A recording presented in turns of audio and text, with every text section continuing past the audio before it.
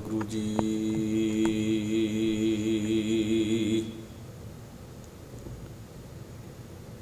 ਦੀਨ ਦਰਦ ਦੁਖ ਭੰਜਨਾ,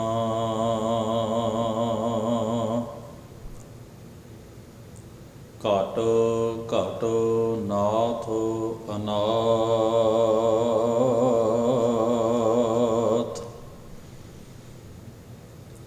शरण तुम्हारी आयो,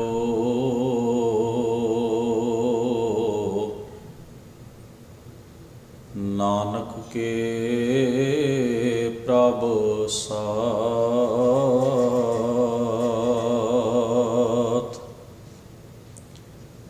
शरण तुम्हारी आयो, नानक के प्रभ साथ।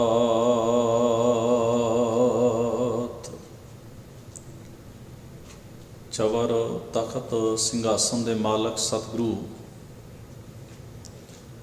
ਧੰਨ ਧੰਨ ਗੁਰੂ ਗ੍ਰੰਥ ਸਾਹਿਬ ਮਹਾਰਾਜ ਜੀ ਦੇ ਸਜੇ ਹੋਏ ਪਾਵਨ ਦਰਬਾਰ ਦੀਆਂ ਹਾਜ਼ਰੀਆਂ ਭਰ ਰਹੀ ਗੁਰੂ ਸਵਾਰੀ ਸਾਧ ਸੰਗਤ ਜੀਓ, ਅਕਾਲ ਪੁਰਖ ਵਾਹਿਗੁਰੂ ਜੀ ਨੇ ਅਪਾਰ ਬਖਸ਼ਿਸ਼ ਕਿਰਪਾ ਕੀਤੀ ਹੈ। ਸਤਿਗੁਰੂ ਮਹਾਰਾਜ ਦੀ ਮੁਬਾਰਕ ਸੁਹਬਤ ਵਿੱਚ ਬੈਠ ਕੇ ਬੜੇ ਪ੍ਰੇਮ ਇਕਾਗਰਤਾ ਸਹਿਤ ਆਪ ਜੀ ਨੇ ਸਤਿਗੁਰੂ ਮਹਾਰਾਜ ਦੀ ਪਾਵਨ ਬਾਣੀ ਦੇ ਪਾਠ ਉਪਰੰਤ ਗੁਰਬਾਣੀ ਦੇ ਕੀਰਤਨ ਗੁਰੂ ਸਵਾਰਿਆਂ ਪਾਸੋਂ ਸ਼ਰਵਣ ਕੀਤੇ ਹਨ। ਸੋ ਆਓ ਸਤਿਗੁਰੂ ਗੁਰੂ ਅਰਜਨ ਸਾਹਿਬ ਮਹਾਰਾਜ ਸ਼ਹੀਦਾਂ ਦੇ ਸਿਰ ਤਾਜ ਸਤਿਗੁਰੂ ਜੀ, ਜਿਨ੍ਹਾਂ ਦੀ ਮਹਾਨ ਸ਼ਹਾਦਤ ਨੂੰ ਸਮਰਪਿਤ ਇਹਨਾਂ ਗੁਰਮਤਿ ਦੀਵਾਨਾਂ ਦੀ ਆਪ ਜੀ ਹਾਜ਼ਰੀ ਭਰਦੇ ਹੋ। ਗੁਰੂ ਮਹਾਰਾਜ ਦੀ ਪਾਵਨ ਬਾਣੀ ਨਾਲ ਸਾਂਝ ਬਣਾ ਕੇ ਸਤ ਸੰਗਤ ਵਿੱਚ ਬੈਠ ਕੇ ਆਪਣੇ ਜੀਵਨ ਦੀਆਂ ਇਹਨਾਂ ਘੜੀਆਂ ਨੂੰ ਸਫਲਿਆਂ ਅਤੇ ਸਾਰਥਕ ਬਣਾਉਂਦੇ ਹੋ। ਗੁਰਮਤਿ ਵਿਚਾਰਾਂ ਨਾਲ ਸਾਂਝ ਬਣਾਉਣ ਤੋਂ ਪਹਿਲਾਂ ਦਸਮੇਸ਼ ਜੀ ਦੀ ਬਖਸ਼ੀ ਹੋਈ ਮੁਬਾਰਕ ਫਤਿਹ ਨਾਲ ਸਾਂਝ ਬਣਾਈਏ। ਆਖੋ ਜੀ, ਵਾਹਿਗੁਰੂ ਜੀ ਕਾ ਖਾਲਸਾ, ਵਾਹਿਗੁਰੂ ਜੀ ਕੀ ਫਤਿਹ। ਭੱਟ ਕਲਸਹਾਰ ਸਾਹਿਬ, ਜਿਨ੍ਹਾਂ ਦੀ ਬਾਕੀ ਸਾਰੇ ਭੱਟਾਂ ਦੇ ਵਿੱਚੋਂ ਸਭ ਤੋਂ ਵਧੇਕ ਬਾਣੀ ਗੁਰੂ ਗ੍ਰੰਥ ਸਾਹਿਬ ਮਹਾਰਾਜ ਦੇ ਵਿੱਚ ਦਰਜ ਹੈ।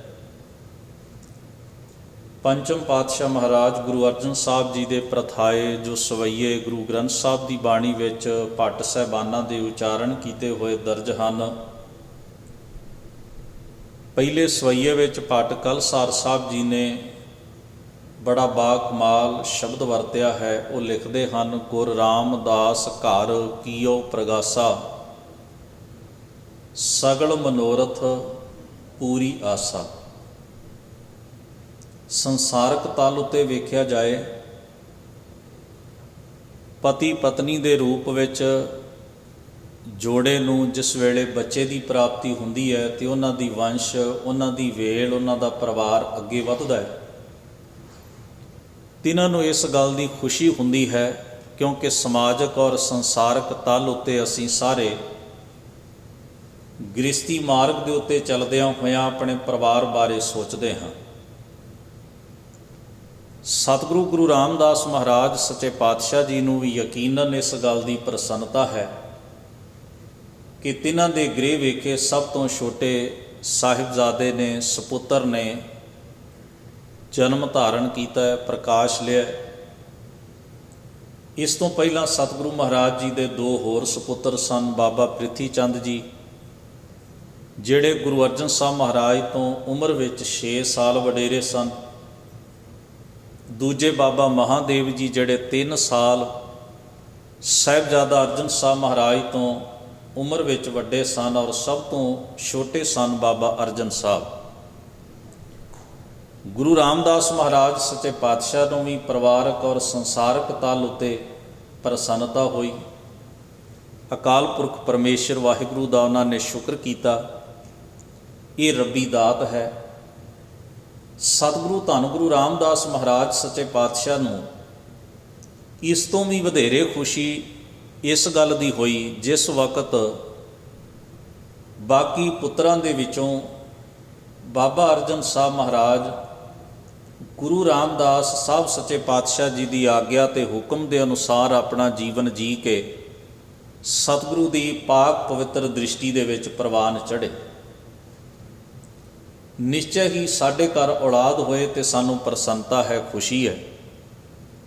ਪਰ ਜ਼ਰਾ ਸੋਚ ਕੇ ਵੇਖੋ, ਜੇ ਉਹ ਔਲਾਦ ਆਗਿਆਕਾਰੀ ਵੀ ਹੋਵੇ, ਕਹੇ ਅਨੁਸਾਰ ਚੱਲਣ ਵਾਲੀ ਵੀ ਹੋਵੇ, ਸਾਡੀ ਨੇਚਰ ਨਾਲ, ਸਾਡੇ ਸੁਭਾਅ ਨਾਲ ਉਸ ਦਾ ਸੁਭਾਅ ਵੀ ਮੇਲ ਖਾਂਦਾ ਹੋਵੇ ਤੇ ਸਾਡੇ ਮਾਪਦੰਡ ਅਨੁਸਾਰ ਖਰੀ ਵੀ ਉਤਰਦੀ ਹੋਵੇ, ਤੇ ਸਾਨੂੰ ਉਸ ਤੋਂ ਵੀ ਵਧੇਰੇ ਖੁਸ਼ੀ ਹੁੰਦੀ ਹੈ। ਇੱਕ ਖਿਆਲ ਹੋਰ ਸਾਂਝਾ ਕਰਾਂ ਤਾਂ ਕਿ ਇਹਨਾਂ ਦੋ ਪੰਕਤੀਆਂ ਦਾ ਗਹਿਰਾ ਭਾਵ ਸਾਨੂੰ ਸਮਝ ਵਿੱਚ ਆ ਜਾਏ, ਕਿਉਂਕਿ ਪੰਕਤੀਆਂ ਕੇਵਲ ਸੰਸਾਰਕ ਤਲ ਉੱਤੇ ਨਹੀਂ ਲਿਖੀਆਂ ਗਈਆਂ। ਅਸੀਂ ਇੱਕ ਸੰਸਾਰਕ ਸਮਾਜਿਕ ਤਲ ਉੱਤੇ ਵਿਚਰਦੇ ਹਾਂ, ਕੇਵਲ ਇਤਨਾ ਸੋਚਦੇ ਹਾਂ ਵੀ ਸਾਡੀ ਔਲਾਦ ਖੂਬ ਖੱਟੇ ਤੇ ਕਮਾਏ, ਦੌਲਤਮੰਦ ਬਣੇ, ਅਮੀਰ ਬਣੇ, ਸਮਾਜ ਵਿੱਚ ਸਾਡਾ ਰੁਤਬਾ ਉੱਚਾ ਕਰੇ, ਸਾਨੂੰ ਮਾਣ ਦਿਵਾਏ। ਜੋ ਜੋ ਅਸੀਂ ਆਪਣੇ ਜੀਵਨ ਵਿੱਚ ਮਿਥਿਆ ਹੁੰਦਾ ਹੈ, ਉਹੀ ਅਸੀਂ ਆਪਣੀ ਔਲਾਦ ਤੋਂ ਵੀ ਉਮੀਦ ਕਰਦੇ ਹਾਂ ਵੀ ਸਾਡੀ ਔਲਾਦ ਵੀ ਉਹ ਕੁਝ ਕਰੇ ਜੋ ਸਾਡੀਆਂ ਉਮੀਦਾਂ ਨੇ, ਜਾਂ ਜੋ ਅਸੀਂ ਆਪਣੀ ਜ਼ਿੰਦਗੀ ਵਿੱਚ ਨਹੀਂ ਖੱਟ ਕਮਾ ਪਾਏ, ਜਿਸ ਮੁਕਾਮ 'ਤੇ ਨਹੀਂ ਪਹੁੰਚ ਪਾਏ, ਅਸੀਂ ਸੋਚਦੇ ਹਾਂ ਵੀ ਸਾਡੀ ਔਲਾਦ ਉੱਥੇ ਪਹੁੰਚੇ। ਨਿਸ਼ਚੈ ਹੀ ਅਨਪੜ੍ਹ ਮਾਂ-ਬਾਪ ਸੋਚਦੇ ਨੇ ਔਲਾਦ ਪੜ੍ਹ ਲਿਖ ਜਾਏ, ਗਰੀਬ ਮਾਂ-ਬਾਪ ਸੋਚਦੇ ਨੇ ਔਲਾਦ ਖੂਬ ਦੌਲਤਮੰਦ ਹੋਵੇ। ਜੇ ਮਾਂ-ਬਾਪ ਦੌਲਤਮੰਦ ਨੇ ਤੇ ਉਹ ਬੱਚਿਆਂ ਪ੍ਰਤੀ ਸੋਚਦੇ ਨੇ ਵੀ ਹੋਰ ਦੌਲਤਮੰਦ ਹੋਣ। ਜੈਸਾ ਗੁਰੂ ਦੇਵ ਨੇ ਬਾਣੀ ਵਿੱਚ ਉਦਾਹਰਣ ਦਿੱਤੀ ਹੈ, ਜਿਉਂ ਜਨਨੀ ਗਰਭ ਪਾਲਤੀ ਸੁਤ ਕੀ ਕਰ ਆਸਾ, ਵੱਡਾ ਹੋਏ ਧਨ ਖਾਟ ਦੇ ਕਰ ਭੋਗ ਬਿਲਾਸਾ। ਇੱਕ ਉਮੀਦ ਹੈ ਸੰਸਾਰਕ ਪਦਾਰਥ ਤਲ ਉੱਤੇ ਵਿਚਰਦੀ ਹੋਈ ਸੁਰਤ ਦੀ। ਕੀ ਗੁਰੂ ਰਾਮਦਾਸ ਮਹਾਰਾਜ ਸੱਚੇ ਪਾਤਸ਼ਾਹ ਦੇ ਵੀ ਐਸੇ ਮਾਪਦੰਡ ਨੇ? ਨਹੀਂ। ਗੁਰਮਤਿ ਦਾ ਆਸ਼ਾ ਕੁਝ ਹੋਰ ਹੈ। ਸਤਿਗੁਰੂ ਮਹਾਰਾਜ ਪਦਾਰਥ ਨੂੰ ਮਹੱਤਤਾ ਦਿੰਦੇ ਨੇ। ਚੇਤੇ 'ਚ ਰੱਖਿਓ ਕਿ ਸਾਡੇ ਕੋਲ ਸੰਸਾਰਕ ਪਦਾਰਥ ਹੋਣ, ਸਹੂਲਤਾਂ ਹੋਣ, ਵਸਤੂਆਂ ਹੋਣ, ਪਰ ਗੁਰੂ ਸਾਹਿਬ ਇਸ ਨੂੰ ਜੀਵਨ ਤੋਂ ਵੱਧ ਮਹੱਤਤਾ ਨਹੀਂ ਦਿੰਦੇ। ਸਤਿਗੁਰੂ ਸਤਿਕਾਰ ਨੂੰ ਮਹੱਤਤਾ ਦਿੰਦੇ ਨੇ ਵੀ ਹਰ ਬੰਦਾ ਇੱਕ ਦੂਜੇ ਦੀ ਰਿਸਪੈਕਟ ਕਰੇ, ਸਤਿਕਾਰ ਕਰੇ। ਪਰ ਸਤਿਗੁਰੂ ਆਖਦੇ ਨੇ ਜੀਵਨ ਰਿਸਪੈਕਟ ਦੇ ਉੱਤੇ ਡਿਪੈਂਡ ਨਹੀਂ ਹੋ ਜਾਣਾ ਚਾਹੀਦਾ, ਨਹੀਂ ਤਾਂ ਜੀਵਨ ਅਪਾਹਜ ਹੋ ਜਾਏਗਾ। ਸਤਿਗੁਰੂ ਕਹਿੰਦੇ ਨੇ ਵੀ ਅਸੀਂ ਇਸ ਸੰਸਾਰ ਦੇ ਅੰਦਰ ਉੱਚੀ ਪਦਵੀ 'ਤੇ ਵੀ ਬੈਠੀਏ, ਕੋਈ ਹਰਜ਼ ਨਹੀਂ, ਪਰ ਜੇ ਪਦਵੀ ਨਾ ਰਵੇ ਤੇ ਤਾਂ ਵੀ ਜੀਣ ਦੀ ਜਾਚ ਬੰਦੇ ਨੂੰ ਸਿੱਖਣੀ ਚਾਹੀਦੀ ਹੈ। ਉਹਦੇ 'ਤੇ ਡਿਪੈਂਡ ਹੋ ਕੇ, ਨਿਰਭਰ ਹੋ ਕੇ ਆਪਣੇ ਜੀਵਨ ਨੂੰ ਅਪਾਹਜ ਨਹੀਂ ਬਣਾ ਲੈਣਾ ਚਾਹੀਦਾ। ਸਤਿਗੁਰੂ ਇਹਨਾਂ ਸਾਰੀਆਂ ਚੀਜ਼ਾਂ ਤੋਂ ਜੀਵਨ ਨੂੰ ਬਹੁਤ ਉਚੇਰਾ ਮੰਨਦੇ ਨੇ। ਇਹਨਾਂ ਸਾਰੀਆਂ ਚੀਜ਼ਾਂ ਤੋਂ ਜੀਵਨ ਦਾ ਰੁਤਬਾ ਉੱਚਾ ਸਮਝਦੇ ਨੇ। ਮਹਾਰਾਜ ਕਹਿੰਦੇ ਜੀਵਨ ਲਈ ਸਹੂਲਤਾਂ ਤੇ ਪਦਾਰਥਾਂ ਦੀ ਲੋੜ ਵੀ ਹੈ, ਖੱਟੀ ਕਮਾਈ ਦੀ ਲੋੜ ਵੀ ਹੈ, ਸਮਾਜਿਕ ਰੁਤਬੇ ਦੀ ਲੋੜ ਵੀ ਹੈ, ਸਮਾਜਿਕ ਸਤਿਕਾਰ ਦੀ ਲੋੜ ਵੀ ਹੈ, ਹਰ ਇੱਕ ਚੀਜ਼ ਚਾਹੀਦੀ ਹੈ। ਪਰ ਇਹਨਾਂ ਚੀਜ਼ਾਂ ਨੂੰ ਜੀਵਨ ਉੱਤੇ ਇੰਨਾ ਹਾਵੀ ਨਾ ਹੋਣ ਦਿਓ ਵੀ ਜ਼ਿੰਦਗੀ ਦਾ ਮੁੱਲ ਥੋੜ੍ਹਾ ਰਹਿ ਜਾਏ ਤੇ ਇਹਨਾਂ ਚੀਜ਼ਾਂ ਦਾ ਮੁੱਲ ਜ਼ਿਆਦਾ ਵੱਧ ਜਾਏ। ਅਸੀਂ ਆਮ ਤੌਰ ਦੇ ਉੱਤੇ ਐਸੀਆਂ ਵਸਤੂਆਂ ਦਾ ਬੋਝ ਢੋਂਦੇ ਹੀ ਆਪਣੇ ਜੀਵਨ ਨੂੰ ਰੋਗੀ ਤੇ ਅਪਾਹਜ ਬਣਾ ਕੇ ਸਾਰੀ ਜ਼ਿੰਦਗੀ ਮੁਰਦਿਆਂ ਵਾਂਗ ਜ਼ਿੰਦਗੀ ਜੀਨੇ ਆ। ਆਪਣਾ ਜੀਵਨ ਇੱਕ ਬੋਝ ਥੱਲੇ ਦੱਬ ਛੱਡਦੇ ਹਾਂ। ਸਤਿਗੁਰੂ ਲਈ ਸਭ ਤੋਂ ਮੁੱਲਵਾਨ ਚੀਜ਼ ਕਿਹੜੀ ਹੈ? ਜੀਵਨ ਦਾ ਆਨੰਦ, ਜੀਵਨ ਦਾ ਸਫਲਾ ਹੋਣਾ, ਜੀਵਨ ਦਾ ਸਾਰਥਕ ਹੋਣਾ। ਤਾਂ ਕੀ ਗੁਰੂ ਰਾਮਦਾਸ ਮਹਾਰਾਜ ਪਾਤਸ਼ਾਹ ਵੀ ਆਪਣੀ ਔਲਾਦ ਤੋਂ, ਆਪਣੇ ਪਰਿਵਾਰ ਵਿੱਚੋਂ, ਆਪਣੇ ਬੱਚਿਆਂ ਤੋਂ ਕੇਵਲ ਇਹੀ ਉਮੀਦ ਕਰਦੇ ਹੋਣਗੇ ਵੀ ਉਹ ਬਥੇਰੇ ਦੌਲਤਮੰਦ ਹੋਣ, ਉਹਨਾਂ ਕੋਲ ਪਦਾਰਥਾਂ ਦੇ ਢੇਰ ਲੱਗੇ ਹੋਣ, ਉਹਨਾਂ ਨੂੰ ਸਮਾਜ ਸੰਸਾਰ ਵਿੱਚ ਬਹੁਤ ਸਾਰਾ ਮਾਣ ਤੇ ਸਨਮਾਨ ਪ੍ਰਾਪਤ ਹੋਏ, ਉਹ ਉੱਚੀਆਂ ਉੱਚੀਆਂ ਪਦਵੀਆਂ 'ਤੇ ਚਲੇ ਜਾਣ? ਇਹ ਤਾਂ ਸੰਸਾਰਕ ਬਾਤਾਂ ਨੇ। ਜੋ ਯੋਗ ਹੋਏਗਾ ਪਹੁੰਚ ਜਾਏਗਾ। ਪਦਾਰਥ ਅੱਜ ਬਹੁਤ ਨੇ, ਕੱਲ੍ਹ ਨੂੰ ਥੋੜ੍ਹੇ ਵੀ ਹੋ ਸਕਦੇ ਨੇ। ਨਹੀਂ, ਇਹ ਪੰਕਤੀ ਕੁਝ ਹੋਰ ਵੀ ਗਹਿਰੇ ਅਰਥ ਰੱਖਦੀ ਹੈ। ਗੁਰ ਰਾਮਦਾਸ ਘਰ, ਘਰ ਦਾ ਮਤਲਬ ਇਕੱਲਾ ਉਹਨਾਂ ਦਾ ਪਰਿਵਾਰਕ ਘਰ ਨਹੀਂ ਹੈ। ਸਤਿਗੁਰੂ ਗੁਰੂ ਰਾਮਦਾਸ ਮਹਾਰਾਜ ਸੱਚੇ ਪਾਤਸ਼ਾਹ ਦੇ ਹੋਣਹਾਰ ਸਾਹਿਬਜ਼ਾਦੇ ਗੁਰੂ ਅਰਜਨ ਸਾਹਿਬ ਮਹਾਰਾਜ ਨੇ ਇੱਕ ਵਾਕ ਜਿਹੜਾ ਹੈ ਨਾ ਸੁਖਮਨੀ ਸਾਹਿਬ ਦੀ ਬਾਣੀ ਵਿੱਚ ਵਰਤਿਆ। ਆਓ ਘਰ ਦੇ ਅਰਥ ਗੁਰੂ ਅਰਜਨ ਸਾਹਿਬ ਮਹਾਰਾਜ ਸੱਚੇ ਪਾਤਸ਼ਾਹ ਦੀ ਮੁਬਾਰਕ ਰਸਨਾ ਤੋਂ ਉਚਾਰਨ ਕੀਤੇ ਹੋਏ ਵਾਕ ਵਿੱਚੋਂ ਸਮਝਣ ਦੀ ਕੋਸ਼ਿਸ਼ ਕਰੀਏ। ਮਹਾਰਾਜ ਕਹਿੰਦੇ ਗੁਰ ਕੈ ਗ੍ਰਹਿ ਸੇਵਕ ਜੋ ਰਹੈ। ਗ੍ਰਹਿ ਤੇ ਘਰ ਦਾ ਅਰਥ ਇੱਕੋ ਹੀ ਹੈ।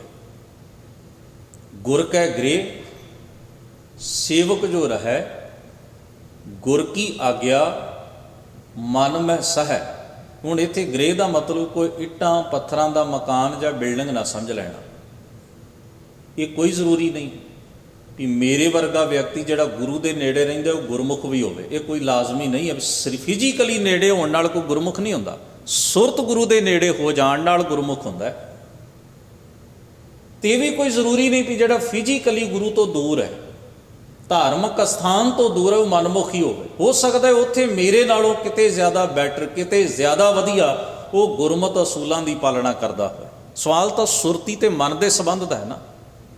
ਗੁਰ ਸਭਾ ਏਵ ਨਾ ਪਾਈਐ, ਨਾ ਨੇੜੇ ਨਾ ਦੂਰ, ਨਾਨਕ ਸਤਿਗੁਰ ਤਾਂ ਮਿਲੈ ਜਾਂ ਮਨ ਰਹਿ ਹਦੂਰ। ਬਹੁਤ ਕੁਝ ਹੈ। ਸਰੀਰ ਦੀ ਨੇੜਤਾ ਦੀ, ਗੁਰੂ ਦੇ ਕੋਲ ਆਉਣਾ, ਬਾਣੀ ਨੂੰ ਪੜ੍ਹਨਾ, ਆਪਣੀਆਂ ਅੱਖਾਂ ਨਾਲ ਸਤਿਗੁਰੂ ਦੀ ਬਾਣੀ ਦੇ ਦੀਦਾਰ ਕਰਨੇ, ਕੰਨਾਂ ਨਾਲ ਬਾਣੀ ਸੁਣਨੀ, ਜ਼ਬਾਨ ਨਾਲ ਪੜ੍ਹਨੀ, ਅਭਿਆਸ, ਇਹਨਾਂ ਦੀ ਆਪਣੀ ਮਹੱਤਤਾ ਹੈ। ਪਰ ਜੇ ਸੁਰਤ ਵਿੱਚ, ਮਨ ਵਿੱਚ ਸਤਿਗੁਰੂ ਦੇ ਉਪਦੇਸ਼ ਦਾ ਅਸਰ ਤੇ ਪ੍ਰਭਾਵ ਨਹੀਂ ਹੈ ਤੇ ਮੇਰੇ ਵਰਗਾ ਪੜ੍ਹ ਕੇ ਵੀ ਕਰਮ ਮਨਮੁਖਾਂ ਵਾਲੇ ਕਰੇਗਾ। ਕਿਉਂਕਿ ਅਭਿਆਸ ਦਾ ਵੀ ਕੋਈ ਟੀਚਾ ਹੈ ਨਾ। ਅਭਿਆਸ ਵੀ ਕਿਸੇ ਚੀਜ਼ ਲਈ ਕੀਤਾ ਜਾਂਦਾ ਹੈ ਨਾ। ਹੁਣ ਕੋਈ ਮਨੁੱਖ ਪ੍ਰਸ਼ਾਦਾ ਛਕਦਾ, ਪ੍ਰਸ਼ਾਦਾ ਛਕ ਕੇ ਉਹ ਮੂੰਹ 'ਚ ਪਾਉਂਦਾ ਹੈ ਰੋਟੀ, ਚਿੱਥਦਾ ਤੇ ਬਾਹਰ ਕੱਢ ਦਿੰਦਾ। ਜਦੋਂ ਉਹਦੇ ਹਲਕ ਤੋਂ ਥੱਲੇ ਹੀ ਨਹੀਂ ਜਾਏਗੀ ਰੋਟੀ ਤਾਂ ਉਹਦੇ ਸਰੀਰ ਨੂੰ એનર્ਜੀ ਕਿੱਥੋਂ ਮਿਲੇਗੀ? ਜਿੰਨਾ ਚਿਰ ਉਹ ਸਾਡੇ ਸਰੀਰ ਦਾ ਪਾਰਟ ਬਣ, ਖੂਨ ਬਣ ਕੇ ਨਹੀਂ ਦੌੜੇਗੀ ਸਾਡੀਆਂ ਰਗਾਂ ਵਿੱਚ, એનર્ਜੀ ਨਹੀਂ ਦੇਵੇਗੀ। ਕੀ ਸਾਨੂੰ ਪਿਆਸ ਲੱਗੀ ਹੋਵੇ ਤੇ ਮੂੰਹ 'ਚ ਪਾਣੀ ਦੀ ਚੁਲੀ ਭਰ ਕੇ ਤੇ ਬਾਹਰ ਹੀ ਪਾਣੀ ਕੱਢ ਦੇਣ ਨਾਲ ਸਾਡੀ ਪਿਆਸ ਬੁੱਝ ਸਕਦੀ, ਜਾਂ ਸਰੀਰ ਨੂੰ એનર્ਜੀ ਮਿਲ ਸਕਦੀ ਹੈ, ਜੀਵਨ ਮਿਲ ਸਕਦਾ? ਪਰ ਇਹ ਵੀ ਸੱਚ ਹੈ ਕਿ ਜੇ ਤੁਸੀਂ ਪ੍ਰਸ਼ਾਦੇ ਤੋਂ એનર્ਜੀ ਲੈਣੀ ਹੈ ਤਾਂ ਤੁਹਾਨੂੰ ਉਹ ਚੱਥਣਾ ਮੂੰਹ 'ਚ ਤਾਂ ਪਾਉਣਾ ਹੀ ਪਏਗਾ ਨਾ। ਸੋ ਜ਼ਬਾਨ ਦੀ, ਦੰਦਾਂ ਦੀ, ਮੂੰਹ ਦੀ ਆਪਣੀ ਮਹੱਤਤਾ ਹੈ, ਪਰ ਉਸ ਨੂੰ ਚਿੱਥ ਕੇ ਗਾਂਹ ਵੀ ਸਾਡੇ ਪੇਟ ਤੱਕ ਵੀ ਲਿਜਾਣਾ ਪਏਗਾ। ਇਸੇ ਤਰ੍ਹਾਂ ਬਾਣੀ ਪੜ੍ਹੇ ਬਿਨਾਂ ਸਮਝ ਨਹੀਂ ਆ ਸਕਦੀ, ਸੁਣੇ ਬਿਨਾਂ ਸਮਝ ਨਹੀਂ ਆ ਸਕਦੀ, ਸਮਝੇ ਬਿਨਾਂ ਕਮਾਈ ਨਹੀਂ ਜਾ ਸਕਦੀ। ਹਰ ਸਟੈਪ ਇੱਕ ਦੂਜੇ ਨਾਲ ਜੁੜਿਆ ਹੋਇਆ। ਪਰ ਸਤਿਗੁਰੂ ਮਹਾਰਾਜ ਨੇ ਆਖਿਆ ਵੀ ਤੈਨੂੰ ਆਪਣਾ ਸਫ਼ਰ ਵੀ ਪੂਰਾ ਕਰਨਾ ਚਾਹੀਦਾ ਤੇ ਮੰਜ਼ਿਲ, ਸਫ਼ਰ ਕਰਦਿਆਂ ਮੰਜ਼ਿਲ ਦਾ ਖਿਆਲ ਵੀ ਰੱਖਣਾ ਚਾਹੀਦਾ। ਦੋਵੇਂ ਚੀਜ਼ਾਂ ਹੀ ਨੇ। ਰਸਤੇ ਮੰਜ਼ਿਲਾਂ ਨਾਲ ਹੀ ਜੁੜੇ ਹੁੰਦੇ ਨੇ। ਬਿਨਾਂ ਤੁਰੇ ਤੁਸੀਂ ਪਹੁੰਚ ਨਹੀਂ ਸਕੋਗੇ, ਤੇ ਜੇ ਤੁਹਾਨੂੰ ਮੰਜ਼ਿਲ ਦਾ ਪਤਾ ਨਹੀਂ ਤਾਂ ਤੁਸੀਂ ਤੁਰਦੇ ਹੀ ਰਹੋਗੇ। ਹਰ ਚੀਜ਼ ਦੀ ਆਪਣੀ ਮਹੱਤਤਾ ਹੈ। ਤੋ ਗ੍ਰਹਿ ਦਾ ਭਾਵ ਗੁਰੂ ਦੀ ਮਰਿਆਦਾ, ਗੁਰੂ ਉਪਦੇਸ਼, ਗੁਰੂ ਦੇ ਮਤ ਦੇ ਦਾਇਰੇ ਵਿੱਚ ਰਹਿਣਾ, ਇਹ ਹੈ ਗ੍ਰਹਿ। ਗੁਰ ਕਾ ਗ੍ਰਹਿ। ਗੁਰ ਕੈ ਗ੍ਰਹਿ ਸੇਵਕ ਜੋ ਰਹੈ। ਤੇ ਉੱਥੇ ਰਹਿਣਾ ਕਿਵੇਂ? ਸੇਵਕ ਬਣ ਕੇ, ਮਾਲਕ ਬਣ ਕੇ ਨਹੀਂ। ਬਾਬਾ ਪ੍ਰਿਥੀ ਚੰਦ ਜੀ ਦੇ ਜੀਵਨ ਵਿੱਚ ਇਹ ਸਭ ਤੋਂ ਵੱਡੀ ਮੁਸ਼ਕਲ ਹੈ। ਉਹ ਜਿਹੜਾ ਵੀ ਕੰਮ ਕਰਦੇ ਨੇ ਇੱਕ ਅਧਿਕਾਰੀ ਦੇ ਤੌਰ ਤੇ ਕਰ, ਜੋ ਉਹਨਾਂ ਦਾ ਬਿੰਬ ਤਾਰੀਖ ਦੇ ਪੰਨਿਆਂ ਤੋਂ ਉਗੜ ਕੇ ਸਾਹਮਣੇ ਆਉਂਦਾ, ਬਿੰਬ, ਉਹਨਾਂ ਦੀ ਜਿਹੜੀ ਆਇਡੈਂਟੀਟੀ ਹੈ, ਉਹਨਾਂ ਦੀ ਜਿਹੜੀ ਪਿਕਚਰ ਹੈ ਉਹਨਾਂ ਦੇ ਕਰੈਕਟਰ ਦੀ, ਉਹ ਇਹੀ ਆਉਂਦੀ ਹੈ ਵੀ ਉਹ ਜਦੋਂ ਵੀ ਕਾਰਜ ਕਰਦੇ ਨੇ ਉਹ ਆਪਣੇ ਆਪ ਨੂੰ ਅਧਿਕਾਰੀ ਸਮਝ ਕੇ ਮੈਂ ਕਰ ਸਕਦਾ। ਨਹੀਂ, ਐਸਾ ਨਹੀਂ ਹੁੰਦਾ। ਉਹਨਾਂ ਦੇ ਅੰਦਰ ਸਦਾ ਹੀ ਇੱਕ ਲਾਲਸਾ ਰਹੀ ਵੀ ਉਹ ਮਾਲਕ ਬਣਨ, ਆਗੂ ਬਣਨ। ਉਹ ਹਰ ਕਾਰਜ ਹੀ ਇਸ ਨਿਸ਼ਾਨੇ ਦੀ ਪੂਰਤੀ ਲਈ ਕਰਦੇ ਨੇ ਵੀ ਮੈਂ ਮਾਲਕ ਸਮਝਿਆ ਜਾਵਾਂ, ਮੈਂ ਆਗੂ ਸਮਝਿਆ ਜਾਵਾਂ। ਭਾਵੇਂ ਉਹ ਕੰਮ ਉਹ ਵੀ ਕਰਦੇ ਨੇ, ਐਸਾ ਨਹੀਂ ਵੀ ਉਹ ਬਿਲਕੁਲ ਹੀ ਗਏ ਗੁਜ਼ਰੇ ਸਨ, ਵੀ ਉਹਨਾਂ ਨੂੰ ਕੁਝ ਕਰਨਾ ਹੀ ਨਹੀਂ ਸੀ ਆਉਂਦਾ। ਨਹੀਂ, ਬੜੇ ਚੰਗੇ ਲਾਇਕ ਯੋਗ ਪ੍ਰਬੰਧਕ ਸਨ। ਉਹ ਸੰਸਾਰਕ ਕੰਮਾਂ ਨੂੰ ਬੜੀ ਫੁਰਤੀ ਨਾਲ ਨਿਭਾਉਣ ਵਾਲੇ ਸਨ। ਗੁਰੂ ਸਾਹਿਬ ਦੇ ਵੱਡੇ ਸੁਪੁੱਤਰ ਸਨ। ਬਹੁਤ ਕਾਰਜ ਉਹਨਾਂ ਆਪਣੇ ਜੀਵਨ ਵਿੱਚ ਕੀਤੇ। ਹੁਣ ਪਰ ਇਹ ਸਮਝਣ ਵਾਲੀ ਗੱਲ ਹੈ ਵੀ ਉਹ ਜਿਹੜੇ ਵੀ ਕਾਰਜ ਕਰਦੇ ਉਹਨਾਂ ਦਾ ਟੀਚਾ ਇੱਕੋ ਹੀ ਹੁੰਦਾ ਵੀ ਮੈਂ ਆਗੂ ਤੇ ਸਿਆਣਾ ਸਮਝਿਆ ਜਾਵਾਂ, ਮੈਂ ਲਾਇਕ ਮੰਨਿਆ ਜਾਵਾਂ। ਉਹਨਾਂ ਦੀ ਉਹ ਸੇਵਾ ਭਾਵ ਜਾਂ ਸਮਰਪਣ ਭਾਵ ਨਾਲ ਕਾਰਜ ਘੱਟ ਕਰਦੇ, ਵਿਖਾਵੇ ਲਈ ਵੱਧ ਕਰਦੇ। ਇਹੀ ਗੁਰਮਤਿ ਵਿੱਚ ਪ੍ਰਵਾਨ ਨਹੀਂ। ਜਦੋਂ ਤੁਹਾਡਾ ਟੀਚਾ ਹੀ ਆਪਣੀ ਹੋਂਦ ਨੂੰ ਵਡੇਰਿਆਂ ਕਰਨਾ ਹੈ, ਆਪਣੇ ਹੰਕਾਰ ਨੂੰ ਵਡੇਰਿਆਂ ਕਰਨਾ ਹੈ, ਹੰਕਾਰ 'ਚ ਤਾਂ ਅੱਗੇ ਹੀ ਸਾਰਾ ਸੰਸਾਰ ਗਰਸਿਆ। ਹਰ ਇੱਕ ਮਨੁੱਖ ਦੌਲਤ ਪਾ ਕੇ ਹੰਕਾਰੀ ਹੁੰਦਾ ਹੈ, ਸ਼ੌਹਰਤ ਪਾ ਕੇ ਹੰਕਾਰੀ ਹੁੰਦਾ ਹੈ, ਤਾਕਤ ਪਾ ਕੇ ਹੰਕਾਰੀ ਹੁੰਦਾ ਹੈ। ਜੇ ਮੇਰੇ ਵਰਗਾ ਪਾਠ ਕਰਕੇ ਵੀ ਹੰਕਾਰੀ ਹੁੰਦਾ ਤਾਂ ਫਰਕ ਕੀ ਹੈ? ਪਹੁੰਚੇ ਤੇ ਅਸੀਂ ਇੱਕੇ ਥਾਂ ਹੀ ਨਾ। ਇੱਕ ਨੇ ਕੱਚਾ ਰਾਹ ਲੈ ਲਿਆ, ਇੱਕ ਨੇ ਪੱਕੀ ਸੜਕ ਲੈ ਲਈ। ਡਿੱਗੇ ਤੀਕੇ ਖੱਡ ਵਿੱਚ ਹੀ ਨਾ ਅਸੀਂ ਜਾ ਕੇ। ਬਾਅਦ ਵਿੱਚ ਨੌਵੇਂ ਪਾਤਸ਼ਾਹ ਵੀ ਇਸ ਨੂੰ ਬੜਾ ਸਪਸ਼ਟ ਕਰਦੇ ਨੇ, ਤੀਰਥ ਬ੍ਰਤ ਅਰਦਾਨ ਕਰ ਮਨ ਮੈਂ ਧਰੈ, ਗੁਮਾਨ ਨਾਨਕ ਨੇਫਲ ਜਾਤ ਤੇ ਜਿਉ ਕੁੰਚਰ ਇਸ਼ਨਾਨ। ਜਿਵੇਂ ਹਾਥੀ ਨਦੀ ਦੇ ਵਿੱਚੋਂ ਨਹਾ ਕੇ ਨਦੀ ਦੇ ਤਲ ਤੇ ਆਉਂਦਾ ਹੈ ਨਾ, ਜਿਸ ਵੇਲੇ ਕੰਢੇ ਤੇ ਆਉਂਦਾ ਹੈ ਤਾਂ ਚਿੱਕੜ ਨਾਲ ਆਪਣੀ ਸੁੰਡ ਭਰ ਕੇ ਆਪਣੇ ਜਿਸਮ ਤੇ ਸੁੱਟ ਲੈਂਦਾ ਹੈ। ਪਹਿਲਾਂ ਜਿਸਮ ਸਾਫ਼ ਹੋਇਆ ਤੇ ਫਿਰ ਉਹੀ ਜਿਸਮ ਚਿੱਕੜ ਨਾਲ ਭਰ ਵੀ ਲਿਆ। ਹੁਣ ਗੁਰੂ ਪਾਤਸ਼ਾਹ ਮਹਾਰਾਜ ਇਹ ਸਾਨੂੰ ਅਵੇਅਰ ਕਰਦੇ ਨੇ, ਸੁਚੇਤ ਕਰਦੇ ਨੇ ਵੀ ਇਹ ਧਿਆਨ ਰੱਖਣਾ, ਐਸੀ ਦਸ਼ਾ ਨਾ ਵਾਪਰੇ ਅਦਿਕ ਅਹੰ ਬੁੱਧ ਬਾਂਧੇ, ਹਉਮੈ ਦਾ ਜਾਲ ਹੋਰ ਪੀੜਾ ਹੁੰਦਾ ਤੁਰਿਆ ਜਾਏ, ਐਸਾ ਨਾ ਵਾਪਰੇ। ਤੇ ਨਾਲੇ ਗੁਰਮਤਿ ਦੇ ਤਾਂ ਆਸ਼ੇ ਹੀ ਬਹੁਤ ਵੱਡੇ ਨੇ। ਇਹ ਤਾਂ ਇੱਕ ਸਿੱਖ ਦਾ ਜੀਵਨ ਹੈ, ਤੇ ਸਿੱਖ ਬਣ ਕੇ ਜੀਵੇ ਬਿਨਾ ਸਾਨੂੰ ਗੁਰੂ ਦੀ ਵਡਿਆਈ ਸਮਝ ਨਹੀਂ ਆ ਸਕਦੀ। ਅੱਜ ਅਸੀਂ ਗੁਰੂ ਦੇ ਪ੍ਰਤੀ ਜਿਤਨੇ ਵੀ ਪ੍ਰਸ਼ਨ ਕਰਦੇ ਹਾਂ, ਬਾਹਰ ਖਲੋ ਕੇ ਕਰਦੇ ਹਾਂ। ਅਸੀਂ ਇੱਕ ਫੁਲਵਾੜੀ ਤੋਂ ਸੈਂਕੜੇ ਕੋਹ ਦੂਰ ਖਲੋ ਕੇ ਪੁੱਛਦੇ ਹਾਂ ਵੀ ਫੁੱਲਾਂ ਦੀ ਮਹਿਕ ਕਿਹੋ ਜਿਹੀ ਹੁੰਦੀ ਹੈ। ਉਹਦੇ ਨਾਲ ਰਿਲੇਸ਼ਨ, ਉਹਦੇ ਨਾਲ ਨੇੜਤਾ ਨਹੀਂ ਚਾਹੁੰਦੇ। ਗੁਰੂ ਨੂੰ ਜਾਣੇ ਹੀ ਗੁਰੂ ਨਾਲ ਸਾਂਝ ਬਣਾ ਕੇ ਜਾ ਸਕਦਾ, ਬਾਕੀ ਤਾਂ ਸਭ ਗੱਲਾਂ ਨੇ, ਕਥਨੀ ਹੈ। ਜਿੰਨਾ ਚਿਰ ਤੁਸੀਂ ਗੁਰੂ ਦੇ ਰਿਲੇਸ਼ਨ ਵਿੱਚ ਨਹੀਂ ਆਉਂਦੇ, ਗੁਰੂ ਦੀ ਸਾਂਝ ਵਿੱਚ ਨਹੀਂ ਆਉਂਦੇ, ਗੁਰੂ ਦੇ ਰਿਸ਼ਤੇ ਵਿੱਚ ਨਹੀਂ ਵੱਜਦੇ, ਗੁਰੂ ਦੀ ਨੇੜਤਾ ਵਿੱਚ ਨਹੀਂ ਆਉਂਦੇ, ਉਹਨਾਂ ਚਿਰ ਗੁਰੂ ਦੀ ਵਡਿਆਈ ਦਾ ਕਿਆਸ, ਗੁਰੂ ਦੀ ਵਡਿਆਈ ਦਾ ਗਿਆਨ, ਇਲਮ ਸਾਨੂੰ ਹੋ ਹੀ ਨਹੀਂ ਸਕਦਾ, ਓਪਰੀ ਦ੍ਰਿਸ਼ਟੀ ਨਾਲ ਨਹੀਂ ਹੋ ਸਕਦਾ। ਸਤਿਗੁਰੂ ਸੱਚੇ ਪਾਤਸ਼ਾਹ ਮਹਾਰਾਜ ਗੁਰੂ ਰਾਮਦਾਸ ਮਹਾਰਾਜ ਇਸ ਪੱਖ ਨੂੰ ਚੰਗੀ ਤਰ੍ਹਾਂ ਜਾਣਦੇ ਸਨ ਵੀ ਬਾਬਾ ਪ੍ਰਿਥੀ ਚੰਦ ਜੀ ਦੀ ਮਨੋਦਸ਼ਾ ਕੀ ਹੈ, ਸੁਰਤ ਕੀ ਹੈ। ਉਹਨਾਂ ਦੇ ਅੰਦਰ ਦੀ ਐਸੀ ਮਨੋਦਸ਼ਾ ਹੀ ਬਾਬਾ ਪ੍ਰਿਥੀ ਚੰਦ ਜੀ ਨੂੰ ਕੁਰਾਏ ਲੈ ਗਏ। ਉਹਨਾਂ ਨੂੰ ਇਸ ਪੱਖ ਵਿੱਚ ਖਲੋਣਾ ਪਿਆ ਵੀ ਉਹ ਆਪਣਾ ਆਧਾਰ ਹੀ ਬਣਾਉਂਦੇ ਰਹੇ। ਸੰਗਤ ਵਿੱਚ ਮੇਰਾ ਆਧਾਰ ਬਣ ਜਾਏ, ਮੇਰੀ ਪੁੱਛ ਪੜਤਾਲ ਵੱਧ ਹੋਵੇ, ਮੇਰੀ ਪ੍ਰਤੀਤ ਵੱਧ ਹੋਵੇ, ਮੇਰਾ ਜ਼ਿਕਰ ਵੱਧ ਹੋਵੇ। ਇਹਨਾਂ ਗੱਲਾਂ, ਇਹ ਚੀਜ਼ਾਂ ਬੜੀ ਵੱਡੀ ਮੁਸ਼ਕਲ ਹੈ, ਸਧਾਰਨ ਮੁਸ਼ਕਲ ਨਹੀਂ, ਇਹ ਹਰ ਮਨੁੱਖ ਦੀ ਹੈ। ਇੱਕ ਧਰਮ ਅਸਥਾਨ ਚੋਂ 10-10 ਧਰਮ ਅਸਥਾਨ ਇਸੇ ਮਨੋਬਿਰਤੀ ਕਰਕੇ ਬਣਦਾ ਹੈ। ਧਾਰਮਿਕ ਦਾਇਰੇ ਦੇ ਵਿੱਚ ਵੀ ਜਿੰਨੀ ਖਲਜਗਣ ਪੈਂਦੀ ਹੈ, ਇਸੇ ਚੱਕਰ ਕਰਕੇ ਪੈਂਦੀ ਹੈ। ਪਰਿਵਾਰਕ ਰਿਸ਼ਤਿਆਂ ਨਾਤਿਆਂ ਵਿੱਚ ਵੀ ਹੁਣ ਹਰ ਬੰਦਾ, ਤੁਸੀਂ ਵੇਖੋ, ਸਾਡੇ ਰਿਸ਼ਤੇ ਨੇ, ਨਾਤੇ ਨੇ, ਸੰਬੰਧ ਨੇ, ਸਾਡੇ ਸਾਰੇ ਰਿਸ਼ਤੇ ਆਪਣੇ ਆਪਣੇ ਪਰਿਵਾਰ, ਆਪਣੇ ਆਪਣੇ ਪਰਿਵਾਰਾਂ 'ਚ ਹਰ ਕੋਈ ਰਹਿ ਰਿਹਾ, ਆਪਣਾ ਕਮਾਉਂਦਾ ਹੈ, ਆਪਣਾ ਖਾਂਦਾ ਹੈ। ਟਕਰਾਅ ਕਿੱਥੇ ਹੈ? ਜਿੱਥੇ ਸਾਡੀ ਹਉ ਆਪਸ ਵਿੱਚ ਟਕਰਾ ਜਾਂਦੀ ਹੈ, ਹਉਮੈ ਟਕਰਾ ਜਾਂਦੀ ਹੈ। ਦੋ ਸਟੇਟਾਂ ਨੇ, ਦੋ ਸਟੇਟਾਂ ਆਪਣੀ ਆਪਣੀ ਉਹ ਟ੍ਰੇਡਿੰਗ ਕਰ ਰਹੀਆਂ ਨੇ, ਵਪਾਰ ਕਰ ਰਹੀਆਂ ਨੇ, ਕੁਝ ਲੈ ਰਹੀਆਂ ਨੇ, ਕੁਝ ਦੇ ਰਹੀਆਂ ਨੇ, ਐਕਸਪੋਰਟ ਇੰਪੋਰਟ ਹੋ ਰਿਹਾ, ਨਿਰਯਾਤ ਆਯਾਤ ਹੋ ਰਿਹਾ।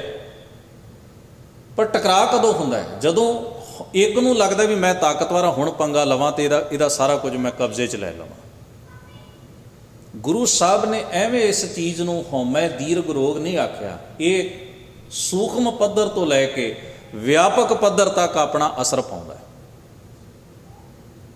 ਇਹਦੇ ਬਲਬੂਤੇ ਉੱਤੇ ਹੀ ਅਸੀਂ ਰਿਐਕਟ ਕਰਦੇ ਹਾਂ ਜਿੱਥੇ ਵੀ ਕਰਦੇ ਹਾਂ। ਤੇ ਗੁਰੂ ਨੇ ਆਖਿਆ ਵੀ ਸੇਵਕ ਬਣੇ। ਸੇਵਕ ਬਣੇ ਬਿਨਾਂ ਗੁਰੂ ਦੇ ਦਾਇਰੇ 'ਚ ਰਿਹਾ ਨਹੀਂ ਜਾ ਸਕਦਾ। ਜਿਹੜਾ ਸੇਵਕ ਹੋਏਗਾ ਉਹੀ ਗੁਰ ਕੇ ਗ੍ਰਹਿ ਰਹੇਗਾ, ਉਹੀ ਗੁਰੂ ਦੇ ਦਾਇਰੇ 'ਚ ਰਹੇਗਾ, ਉਹੀ ਗੁਰੂ ਮਤ ਨੂੰ ਕਮਾ ਸਕੇਗਾ, ਉਹੀ ਗੁਰਮਤ ਨੂੰ ਜੀ ਸਕੇਗਾ, ਕਿਉਂਕਿ ਉੱਥੇ ਕੋਈ ਹਉ ਨਹੀਂ।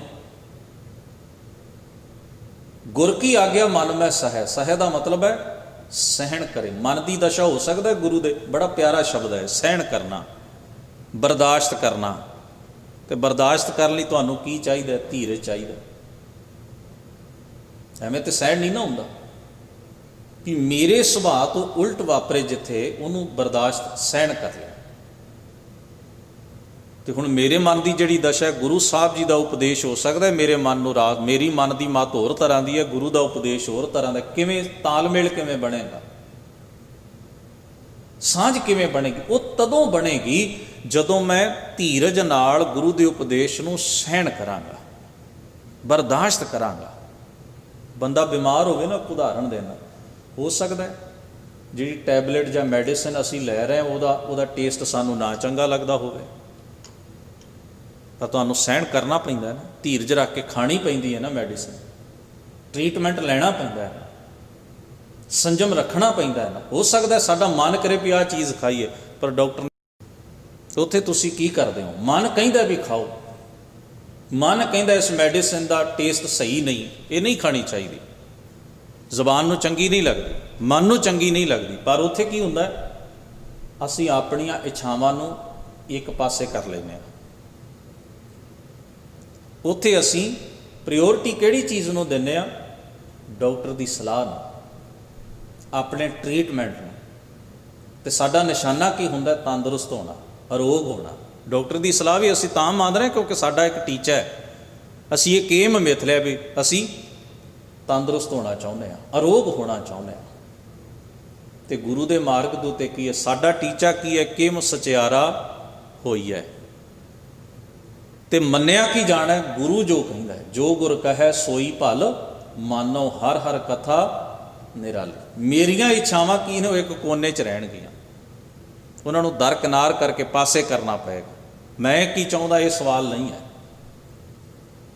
ਮੈਂ ਜਦੋਂ ਗੁਰੂ ਨੂੰ ਸਮਰਪਿਤ ਹੋ ਗਿਆ ਤਾਂ ਗੁਰੂ ਦਾ ਉਪਦੇਸ਼ ਧੀਰਜ ਸਹਿਤ ਪ੍ਰਵਾਨ ਕਰਨਾ ਪਏ। ਗੁਰ ਕੀ ਆਗਿਆ ਮਨ ਮੈਂ ਸਹੈ, ਆਪਸ ਕਉ ਕਰ ਕਛ ਨਾ ਜਨਾਵੈ, ਹਰ ਹਰ ਨਾਮ ਹਿਰਦੈ ਸਦ ਧਿਆਵੈ। ਫਿਰ ਅੱਗੇ ਕਹਿੰਦੇ ਮਨ ਵੇਚੈ ਸਤਿਗੁਰ ਕੈ ਪਾਸ, ਤਿਸ ਸੇਵਕ ਕੇ ਕਾਰਜ ਰਾਸ, ਸੇਵਾ ਕਰਤ ਹੋਏ ਨਿਹਕਾਮੀ, ਤਿਸ ਕਉ ਹੋਤ ਪ੍ਰਾਪਤ ਸੁਆਮੀ।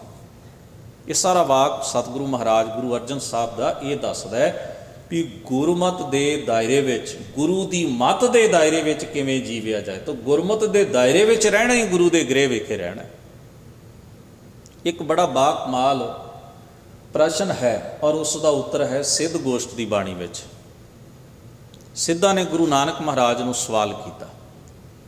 ਮੈਂ ਕਈ ਵਾਰ ਸੋਚਦਾ ਸਿੱਧਾਂ ਦੇ ਸਵਾਲ ਹੀ ਆਪਣੇ ਆਪ ਵਿੱਚ ਬੜੇ ਮੁੱਲਵਾਨ ਨੇ, ਬੜੇ ਕੀਮਤੀ ਸਵਾਲ ਨੇ, ਕਿਉਂਕਿ ਐਵੇਂ ਥੋੜ੍ਹਾ ਸਾਡੇ ਪ੍ਰਸ਼ਨ ਸਾਰੀ ਜ਼ਿੰਦਗੀ ਅਸੀਂ ਕੱਢ ਲੈਂਦੇ ਹਾਂ, ਬਾਣੀ ਪੜ੍ਹਦੇ ਹਾਂ ਜਾਂ ਖਿਮਾ ਕਰਨਾ ਧਾਰਮਿਕ ਦਾਇਰੇ ਵਿੱਚ ਵਿਚਰਦੇ ਹਾਂ, ਅਤੇ ਅਜੇ ਵੀ ਸਾਡੀ ਲੜਾਈ ਜਿਹੜੀ ਹੈ ਨਾ ਉਹ ਬੜੀਆਂ ਨਿੱਕੀਆਂ ਨਿੱਕੀਆਂ ਗੱਲਾਂ 'ਤੇ ਹੁੰਦੀ ਹੈ ਕਿ ਮੈਂ ਮਹਾਰਾਜ 'ਤੇ ਚੌਰ ਕਰ ਸਕਦਾ, ਵੀ 30 ਸਾਲ ਤਾਂ ਹੋ ਗਏ ਤੈਨੂੰ ਆਉਂਦਿਆਂ, ਅਜੇ ਵੀ ਤੇਰਾ ਇਹ ਸਵਾਲ, ਅਜੇ ਬੇਸਿਕ ਸਵਾਲ ਜੇ ਖੜ੍ਹਾ ਹੈ ਤੇਰੇ ਮਨ 'ਚ, ਤੇਰੇ ਅੰਦਰ ਅਜੇ ਵੀ ਜੇ ਭੈ ਹੈ, ਡਰ ਹੈ ਕਿ ਗੁਰੂ ਗ੍ਰੰਥ ਸਾਹਿਬ ਦੇ ਮੈਂ ਨੇੜੇ ਜਾ ਸਕਦਾ ਕਿ ਨਹੀਂ ਜਾ ਸਕਦਾ, ਤੇ ਇਹਦੋਂ ਵੱਧ ਤੂੰ ਕੀ ਕਰੇਂਗਾ? ਬੇਸਿਕ ਚੀਜ਼, ਸਭ ਤੋਂ ਮੁੱਢਲੀ ਗੱਲ। ਐਸੇ ਪਤਾ ਨਹੀਂ ਕਿਤਨੇ ਹੀ ਅਸੀਂ ਪ੍ਰੋਟੋਕਾਲ ਨੇ ਜਿਨ੍ਹਾਂ ਦੀ ਚੱਕਰਾਂ ਵਿੱਚ ਫਸੇ ਹੋਏ ਆ ਅਜੇ ਤੱਕ। ਇਹ ਸਾਡੀ ਸੁਰਤ ਦਾ ਜੰਜਾਲ ਬਣਦੀਆਂ ਜਾਂਦੀਆਂ ਨੇ, ਇਕੱਠੀਆਂ ਹੋ ਕੇ ਚੀਜ਼ਾਂ ਸਾਡੇ ਅੰਦਰ ਇੱਕ ਡਰ, ਇੱਕ ਦਹਿਸ਼ਤ, ਇੱਕ ਭਰਮ, ਇੱਕ ਭੁਲੇਖੇ, ਇੱਕ ਵਹਿਮ ਸਿਰਜ ਕੇ ਸਾਨੂੰ ਹੋਰ ਹੀ ਤਰ੍ਹਾਂ ਦਾ ਬਣਾ ਦਿੰਦੀਆਂ। ਅਸੀਂ ਗੁਰਮਤ ਨੂੰ ਜੀ ਕੇ ਉਸ ਦਾ ਆਨੰਦ ਲੈਣ ਦੀ ਬਜਾਏ ਸ਼ਾਸਤਰੀ ਜਿਹੇ ਹੋ ਜਾਂਦੇ ਹਾਂ, ਨਿੱਕੀਆਂ ਨਿੱਕੀਆਂ ਗੱਲਾਂ 'ਚ ਫਸਣ ਵਾਲੇ ਲੋਕ। ਤੋ ਐਸੀਆਂ ਪਾਬੰਦੀਆਂ ਵਿੱਚ ਅਸੀਂ ਜੀ ਰਹੇ, ਇਹਨਾਂ ਨੂੰ ਅਸੀਂ ਧਰਮ ਸਮਝੀ ਬੈਠੇ ਹਾਂ। ਸਤਿਗੁਰੂ ਗੁਰੂ ਗ੍ਰੰਥ ਸਾਹਿਬ ਮਹਾਰਾਜ ਸੱਚੇ ਪਾਤਸ਼ਾਹ ਦਾ ਪਾਵਨ ਉਪਦੇਸ਼ ਜਿਹੜਾ ਸਾਨੂੰ ਐਸੇ ਨਿੱਕੇ ਨਿੱਕੇ ਬੰਧਨਾਂ ਤੋਂ, ਇਹ ਤਾਂ ਪ੍ਰੋਟੋਕਾਲ ਹੈ, ਚੇਤੇ 'ਚ ਰੱਖਿਓ, ਨਿਯਮਾਵਲੀ ਹੈ ਸਾਡੀ, ਸੰਗਤੀ ਰੂਪ ਵਿੱਚ, ਨਿੱਜੀ ਰੂਪ, ਇਹ ਸਾਡਾ ਇੱਕ ਨਿਯਮ ਹੈ, ਜਿਹੜਾ ਮਜ਼ਹਬੀ ਨਿਯਮ ਹੈ, ਧਰਮ ਸਥਾਨਾਂ ਦਾ ਨਿਯਮ ਹੈ।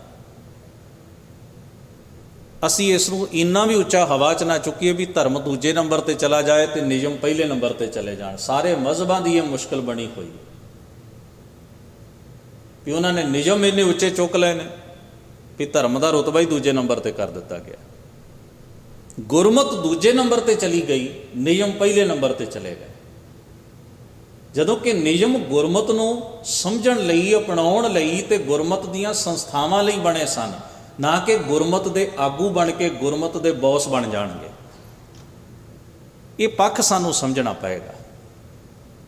ਖੈਰ, ਸਤਿਗੁਰੂ ਸੱਚੇ ਪਾਤਸ਼ਾਹ ਧੰਨ ਗੁਰੂ ਨਾਨਕ ਮਹਾਰਾਜ ਨੂੰ ਇੱਕ ਪ੍ਰਸ਼ਨ ਕੀਤਾ ਸਿੱਧਾਂ ਨੇ, ਬੜਾ ਅਹਿਮ ਪ੍ਰਸ਼ਨ ਹੈ। ਕਿਤ ਬਿਦ ਪੁਰਖਾ ਜਨਮ ਵਟਾਇਆ। ਸਵਾਲ ਅੱਗੇ ਹੋਰ ਵੀ ਨੇ, ਪਰ ਇਹ ਪਹਿਲਾ ਪ੍ਰਸ਼ਨ ਹੈ ਇਸ ਪੌੜੀ ਦਾ। ਕਿਤ ਬਿਦ ਪੁਰਖਾ ਜਨਮ ਵਟਾਇਆ। ਸਿੱਧ ਪੁੱਛਦੇ ਨੇ ਗੁਰੂ ਨਾਨਕ ਮਹਾਰਾਜ ਨੂੰ, ਕਹਿਣ ਲੱਗੇ, ਹੇ ਪੁਰਖਾ, ਉਹ ਕਿਹੜੀ ਜੁਗਤ ਹੈ, ਉਹ ਕਿਹੜੀ ਵਿਧੀ ਹੈ ਜਿਸ ਨੂੰ ਅਪਣਾ ਕੇ ਤੂੰ ਆਪਣਾ ਜੀਵਨ ਬਦਲ ਲੈ। ਜਨਮ ਵਟਾਇਆ ਦਾ ਮਤਲਬ ਹੈ ਜੀਵਨ ਬਦਲ ਲੈਣਾ। ਅਨਹਤ ਰਾਤੇ ਇਹ ਮਨ ਲਾਇਆ, ਕਿਤ ਬਿਦ ਪੁਰਖਾ ਜਨਮ ਵਟਾਇਆ, ਕਾਹੇ ਕਉ ਤੁਝ ਇਹ ਮਨ ਲਾਇਆ, ਕਿਤ ਬਿਦ ਆਸਾ ਮਨਸਾ ਖਾਈ, ਕਿਤ ਬਿਦ ਜੋਤ ਨਿਰੰਤਰ ਪਾਈ, ਵਿਣ ਦੰਤਾ ਕਿਉਂ ਖਾਈਐ ਸਾਰ, ਜਿਤ ਗਰਭ ਜਾਏ ਸੋ ਕਵਣਾ ਹਾਰ। ਇਹ ਇਤਿਆਦਿਕ ਪ੍ਰਸ਼ਨ ਹੈ, ਪਰ ਸਾਡੇ ਵਿਸ਼ੇ ਨਾਲ ਸੰਬੰਧ ਰੱਖਦੀ ਪਹਿਲੀ ਪੰਕਤੀ ਹੈ ਜਿਹਦੇ ਵਿੱਚ ਸਵਾਲ ਹੈ ਕਿਤ ਬਿਦ ਪੁਰਖਾ ਜਨਮ ਵਟਾਇਆ, ਤੇ ਇਸ ਦਾ ਉੱਤਰ ਗੁਰੂ ਨਾਨਕ ਮਹਾਰਾਜ ਨੇ ਕੀ ਦਿੱਤਾ? ਸਤਿਗੁਰ ਕੈ ਜਨਮੇ ਗਵਨ ਮਿਟਾਇਆ। ਮੈਂ ਗੁਰੂ ਦੇ ਘਰ ਵਿੱਚ ਜਨਮ ਲਿਆ ਹੈ ਤੇ ਮੇਰੀ ਭਟਕਣਾ ਮੁੱਕ ਗਈ ਹੈ। ਗਵਨ ਮਤਲਬ ਹੁੰਦਾ ਗਮਨ ਕਰਨਾ, ਭਟਕਣਾ ਦੇ ਵਿੱਚ ਰਹਿਣਾ। ਮੇਰਾ ਜੀਵਨ ਬਦਲਿਆ ਜਦੋਂ ਮੇਰੀ ਭਟਕਣਾ ਮੁੱਕ ਗਈ। ਤੇ ਭਟਕਣਾ ਕਿਵੇਂ ਮੁੱਕੀ? ਸਤਿਗੁਰ ਕੈ ਜਨਮੇ, ਜਿਸ ਦਿਨ ਮੈਂ ਗੁਰੂ ਦੇ ਘਰ ਵਿੱਚ ਜਨਮ ਲੈ ਲਿਆ, ਸੱਚੇ ਗੁਰੂ ਦੇ ਘਰ ਵਿੱਚ ਜਨਮ ਲੈ ਲਿਆ, ਜਿਸ ਦਿਨ ਮੈਂ ਆਤਮਿਕ ਉਪਦੇਸ਼ ਦੇ ਗ੍ਰਹਿ ਵਿਖੇ ਆਪਣੀ ਸੁਰਤ ਨੂੰ ਪ੍ਰਕਾਸ਼ਮਾਨ ਕਰ ਲਿਆ, ਯਾਨੀ ਕਿ ਜਿਸ ਦਿਨ ਆਤਮਿਕ ਗਿਆਨ ਨਾਲ ਮੇਰੀ ਸੁਰਤ ਜੁੜ ਗਈ, ਮੇਰਾ ਗੁਰੂ ਦੇ ਗ੍ਰਹਿ ਵਿਖੇ ਜਨਮ ਹੋ ਗਿਆ। ਇਹਦਾ ਮਤਲਬ ਇਹ ਸਾਰੇ ਮਜ਼ਹਬਾਂ ਵਿੱਚ ਹੈ ਔਰ ਧਰਮ ਦੀ ਦੁਨੀਆ ਵਿੱਚ ਇਹ ਬੜਾ ਵੱਡਾ ਸੱਚ ਪ੍ਰਵਾਨ ਕੀਤਾ ਜਾਂਦਾ ਹੈ ਵੀ ਫਿਜ਼ੀਕਲੀ ਜਨਮ ਅਸੀਂ ਮਾਂ ਬਾਪ ਦੇ ਗ੍ਰਹਿ ਵਿਖੇ ਲੈਂਦੇ, ਮਾਂ ਦੀ ਕੁੱਖ ਤੋਂ ਲੈਂਦੇ ਹਾਂ, ਪਰ ਸਾਡਾ ਆਤਮਿਕ ਸਚਿਆਰੇ ਜੀਵਨ ਦਾ ਜਨਮ ਜਿਹੜਾ ਹੈ ਉਹ ਧਰਮ ਦੀ ਦੁਨੀਆ ਵਿੱਚ ਵੱਖਰੇ ਰੂਪ ਵਿੱਚ ਹੁੰਦਾ ਹੈ। ਉਹ ਕਦੋਂ ਹੁੰਦਾ ਹੈ? ਜਦੋਂ ਸਾਧ ਮਿਲੈ ਸਿੱਧ ਪਾਈਐ, ਕੇ ਹੀ ਜੋਗ ਕੇ ਭੋਗ, ਦੂਹ ਮਿਲ ਕਾਰਜ ਉਪਜੈ ਰਾਮ ਨਾਮ ਸੰਜੋਗ। ਜਦੋਂ ਸਾਡੀ ਸੁਰਤ ਤੇ ਸ਼ਬਦ ਦਾ ਮਿਲਾਪ ਹੁੰਦਾ, ਜਦੋਂ ਗੁਰੂ ਉਪਦੇਸ਼ ਨਾਲ ਸਾਡੀ ਸੁਰਤ ਇੱਕ ਸੁਰਤਾ ਹਾਸਲ ਕਰਦੀ ਹੈ ਤੇ ਉਹਦੇ ਵਿੱਚੋਂ ਜਿਹੜਾ ਜੀਵਨ ਪ੍ਰਾਪਤ ਹੁੰਦਾ ਹੈ ਉਹ ਜੀਵਨ ਹੀ ਗੁਰਮੁਖ ਹੈ। ਗੁਰਮੁਖ ਦਾ ਜਨਮ ਕਿਸੇ ਮਾਂ ਦੀ ਕੁੱਖ ਤੋਂ ਨਹੀਂ ਹੁੰਦਾ। ਭਗਤ ਦਾ ਜਨਮ ਜਿਹੜਾ ਹੈ ਉਹ ਕਿਸੇ, ਜਿਸ ਦਿਨ ਕਬੀਰ ਸਾਹਿਬ ਦਾ ਜਨਮ ਹੋਇਆ ਹੋਏਗਾ ਉਸ ਦਿਨ ਮਾਂ ਨੇ ਥੋੜ੍ਹੀ ਆ ਕੇ ਮੇਰੇ ਘਰੇ ਭਗਤ ਕਬੀਰ ਜੰਮ ਪਿਆ, ਨਾ ਦੁਨੀਆ ਇਕੱਠੀ ਹੋਈ, ਨਾ ਲੋਕਾਂ ਨੇ ਆਖਿਆ ਵੀ ਭਗਤ, ਬੱਚਾ ਹੀ ਜਨਮਿਆ ਸੀ ਨਾ। ਜਿਵੇਂ ਸਧਾਰਨ ਆਮ ਲੋਕਾਂ ਦੇ ਪਰਿਵਾਰਾਂ ਵਿੱਚ ਬੱਚੇ ਜਨਮ ਲੈਂਦੇ ਨੇ। ਕਬੀਰ ਜੀ ਭਗਤ ਉਦੋਂ ਹੋਏ ਜਦੋਂ ਉਹਨਾਂ ਭਗਤੀ ਨੂੰ ਕਮਾਇਆ, ਪਹਿਲਾਂ ਨਹੀਂ ਹੋਏ। ਇਹ ਠੀਕ ਹੈ, ਜਦੋਂ ਸਤਿਗੁਰੂ ਗੁਰੂ ਅੰਗਦ ਸਾਹਿਬ ਮਹਾਰਾਜ ਦੇ ਰੂਪ ਵਿੱਚ ਭਾਈ ਲਹਿਣਾ ਜੀ ਗੁਰੂ ਦਰ ਵੱਲੋਂ ਸਥਾਪਿਤ ਹੋ ਗਏ, ਅਧਿਕਾਰਤ ਹੋ ਗਏ, ਤਾਂ ਸਾਡੇ ਲਈ ਉਹ ਗੁਰੂ ਨੇ, ਸਾਡੇ ਲਈ ਉਹਨਾਂ ਦਾ ਜਨਮ ਹੋਣਾ ਇੱਕ ਗੋਡ ਗਿਫਟ ਹੈ। ਪਰ ਜਿਸ ਦਿਨ ਭਾਈ ਲਹਿਣਾ ਜੀ ਦਾ ਪ੍ਰਕਾਸ਼ ਹੋਇਆ, ਜਨਮ ਹੋਇਆ ਬਾਬਾ ਫੇਰੂਮਲ ਦੇ ਗ੍ਰਹਿ ਵਿਖੇ, ਉਸ ਦਿਨ ਸਿੱਖਾਂ ਨੇ ਥੋੜ੍ਹੀ ਆਖਿਆ ਹੋਏਗਾ ਵੀ ਲਓ ਸਾਡਾ ਦੂਜਾ ਗੁਰੂ ਆ ਗਿਆ। ਨਹੀਂ, ਕਿਉਂਕਿ ਉਸ ਵੇਲੇ ਤੱਕ ਤਾਂ ਉਹ ਇੱਕ ਸਧਾਰਨ ਬੱਚੇ ਵਾਂਗ ਜਨਮੇ ਸਨ, ਜਿਵੇਂ ਆਮ ਲੋਕਾਂ ਦੇ ਗ੍ਰਹਿ ਵਿਖੇ ਬੱਚੇ ਜਨਮ ਲੈਂਦੇ ਨੇ। ਨਾ ਹੀ ਉਹਨਾਂ ਨੂੰ ਉਹਨਾਂ ਦੇ ਬਾਅਦ ਵਿੱਚ ਕਿਸੇ ਨੇ ਗੁਰੂ ਆਖਿਆ, ਜਿੰਨਾ ਚਿਰ ਉਹ ਗੁਰੂ ਨਾਨਕ ਸਾਹਿਬ ਜੀ ਵੱਲੋਂ ਸਥਾਪਿਤ ਅਧਿਕਾਰਤ ਤੌਰ ਤੇ ਐਲਾਨ ਨਹੀਂ ਕਰ ਦਿੱਤਾ ਗਿਆ ਵੀ ਮੇਰੀ ਜਗ੍ਹਾ ਤੇ ਇਹ ਹੋਣਗੇ। ਉਹਨਾਂ ਦੀ ਜ਼ਿੰਦਗੀ ਦੇ 3 ਹਿੱਸੇ ਹੋ ਗਏ। ਪਹਿਲਾ ਸੀ ਜਿਸ ਵੇਲੇ ਜਨਮ ਤੋਂ ਲੈ ਕੇ ਗੁਰੂ ਨਾਨਕ ਸਾਹਿਬ ਜੀ ਦੀ ਸ਼ਰਨ ਵਿੱਚ ਨਹੀਂ ਸਨ ਆਏ, 1532 ਈਸਵੀ ਤੱਕ। ਫਿਰ 1532 ਈਸਵੀ ਦੇ ਵਿੱਚ ਉਹਨਾਂ ਨੇ ਗੁਰੂ ਨਾਨਕ ਦੀ ਸਿੱਖੀ ਧਾਰਨ ਕੀਤੀ ਤੇ ਉਹ ਇੱਕ ਸਿੱਖ ਵਜੋਂ ਵਿਚਰੇ। ਫਿਰ 1539 7 ਸਾਲ ਗੁਰੂ ਨਾਨਕ ਸਾਹਿਬ ਜੀ ਦੀ ਮੁਹੱਬਤ ਵਿੱਚ ਰਹਿ ਕੇ, ਸੋਹਬਤ ਵਿੱਚ ਰਹਿ ਕੇ, ਹਜ਼ੂਰੀ 'ਚ ਰਹਿ ਕੇ ਉਹਨਾਂ ਸਿੱਖੀ ਕਮਾਈ ਤੇ ਫਿਰ ਉਹ ਗੁਰੂ ਨਾਨਕ ਮਹਾਰਾਜ ਵੱਲੋਂ ਉਹਨਾਂ ਨੂੰ ਗੁਰ ਚੇਲੇ ਰਹਿਰਾਸ ਕੀ ਨਾਨਕ ਸਲਾਮਤ ਥੀਮਦੈ, ਸ਼ਹਿ ਟਿੱਕਾ ਦਿਤੋਸ ਜੀਮਦੈ। ਫਿਰ ਉਹ ਗੁਰੂ ਪਦਵੀ ਤੇ ਸੁਸ਼ੋਭਿਤ ਹੋਏ। ਫਿਰ ਅਸੀਂ ਆਖਿਆ ਵੀ ਇਹ ਸਾਡੇ ਗੁਰੂ ਨਾਨਕ ਸਾਹਿਬ ਮਹਾਰਾਜ ਵਾਂਗ ਹੀ ਸਾਡੇ ਗੁਰੂ ਪਾਤਸ਼ਾਹ ਹਨ। ਸੋ ਉਹਨਾਂ ਦਾ ਗੁਰੂ ਘਰ ਵਿੱਚ ਜਨਮ ਕਦੋਂ ਹੋਇਆ? ਗੁਰਮਤਿ ਦੇ ਦਾਇਰੇ ਜਨਮ ਕਦੋਂ ਹੋਇਆ? 1532 ਈਸਵੀ ਵਿੱਚ। ਪਹਿਲਾਂ ਉਹਨਾਂ ਦਾ ਫਿਜ਼ੀਕਲੀ ਜਨਮ ਹੈ। ਉਸ ਜੀਵਨ ਦੀ ਵੀ ਆਪਣੀ ਮਹੱਤਤਾ ਹੈ, ਅਸੀਂ ਉਸ ਨੂੰ ਨਕਾਰਦੇ ਨਹੀਂ, ਪਰ ਗੁਰੂ ਦਾਇਰੇ 'ਚ ਪ੍ਰਵੇਸ਼ 1532 'ਚ ਹੁੰਦਾ ਹੈ। ਸਤਿਗੁਰੂ ਸੱਚੇ ਪਾਤਸ਼ਾਹ ਦਾ, ਗੁਰੂ ਅਰਜਨ ਸਾਹਿਬ ਦਾ ਇਹ ਪਾਕੀ ਜ਼ਿੰਦਗੀ ਦਾ ਬੜਾ ਬਾ ਕਮਾਲ ਹੈ ਵੀ ਫਿਜ਼ੀਕਲੀ ਉਹਨਾਂ ਦਾ ਜਨਮ ਬਾਕੀ ਬੱਚਿਆਂ ਵਾਂਗ ਹੋ ਰਿਹਾ ਹੈ। ਜਿਵੇਂ ਬਾਬਾ ਪ੍ਰਿਥੀ ਚੰਦ ਦਾ ਜਨਮ ਹੋਇਆ ਹੈ, ਬਾਬਾ ਮਹਾਦੇਵ ਦਾ ਹੋਇਆ ਹੈ, ਪਰ ਕਿਹੜੀ ਚੀਜ਼ ਉਹਨਾਂ ਨੂੰ ਵੱਖਰਿਆਂ ਕਰਦੀ ਹੈ, ਜਿਸ ਕਰਕੇ ਲਿਖਿਆ ਭੱਟ ਕਲਸਾਰ ਸਾਹਿਬ ਜੀ ਨੇ, ਗੁਰ ਰਾਮਦਾਸ ਘਰ ਕੀਓ ਪ੍ਰਗਾਸਾ। ਕੱਲਾ ਸਰੀਰ ਕਰਕੇ ਨਹੀਂ, ਸੁਰਤ ਕਰਕੇ ਵੀ ਉਹਨਾਂ ਦਾ ਗੁਰਮਤਿ ਦੇ ਸੰਸਾਰ ਵਿੱਚ, ਗੁਰਮਤਿ ਗੁਰਬਾਣੀ ਦੇ ਆਧਾਰਿਤ ਜਦੋਂ ਉਹਨਾਂ ਦੇ ਅੰਦਰ ਆਤਮਿਕ ਜੀਵਨ ਪ੍ਰਫੁੱਲਤ ਹੋਇਆ ਤਾਂ ਸਾਹਿਬ ਗੁਰੂ ਰਾਮਦਾਸ ਮਹਾਰਾਜ ਸੱਚੇ ਪਾਤਸ਼ਾਹ ਨੂੰ ਇਵੇਂ ਹੀ ਪ੍ਰਸੰਨਤਾ ਹੋਈ ਜਿਵੇਂ ਇੱਕ ਬਾਪ ਨੂੰ ਉਹਦੇ ਗ੍ਰਹਿ ਵਿਖੇ ਬੱਚੇ ਦੇ ਜਨਮ ਹੋਣ ਤੇ ਪ੍ਰਸੰਨਤਾ ਹੁੰਦੀ ਹੈ, ਗੁਰੂ ਰਾਮਦਾਸ ਮਹਾਰਾਜ ਪਾਤਸ਼ਾਹ ਇਹ ਗੁਰੂ ਪਦਵੀ ਤੇ ਸੁਸ਼ੋਭਿਤ ਸਨ। ਤੇ ਗੁਰੂ ਦੀ ਪ੍ਰਸੰਨਤਾ ਉਸ ਵੇਲੇ ਸਿਖਰਾਂ ਤੇ ਹੁੰਦੀ ਹੈ ਜਦੋਂ ਕੋਈ ਉਹਦੇ ਦਰ ਤੋਂ ਸਿੱਖੀ ਦੀ ਦਾਤ ਲੈ ਕੇ ਆਤਮਿਕ ਜੀਵਨ ਦਾ ਅਧਿਕਾਰੀ ਬਣ ਜਾਂਦਾ ਹੈ। ਸਗਲ ਮਨੋਰਥ ਪੂਰੀ ਆਸਾ। ਸਾਹਿਬ ਕਿਰਪਾ ਕਰਨ ਅਸੀਂ ਵੀ ਇਸ ਜੀਵਨ ਦੇ ਰਹੱਸ ਨੂੰ ਮਾਣ ਸਕੀਏ। ਐਸੀ ਕਿਰਪਾ ਗੁਰੂਦੇਵ ਮਹਾਰਾਜ ਆਪਣੀ ਮੁਬਾਰਕ ਬਾਣੀ ਰਾਹੀਂ ਜੋ ਸਾਡੇ ਉੱਤੇ ਕਰ ਰਹੇ ਨੇ, ਅਸੀਂ ਇਸ ਨੂੰ ਜੀ ਕੇ ਮਾਣ ਕੇ ਸਤਿਗੁਰੂ ਦੇ ਦਰ ਦੀ ਖੁਸ਼ੀ ਪ੍ਰਾਪਤ ਕਰ ਸਕੀਏ। ਭੁੱਲ ਚੁੱਕ ਦੀ ਖਿਮਾ। ਬਹੁਤ ਬਹੁਤ ਧੰਨਵਾਦ। ਅਦਬ ਸਹਿਤ ਗੁਰੂ ਫਤਿਹ ਨਾਲ ਸਾਂਝ ਬਣਾਓ। ਵਾਹਿਗੁਰੂ ਜੀ ਕਾ ਖਾਲਸਾ, ਵਾਹਿਗੁਰੂ ਜੀ ਕੀ ਫਤਿਹ।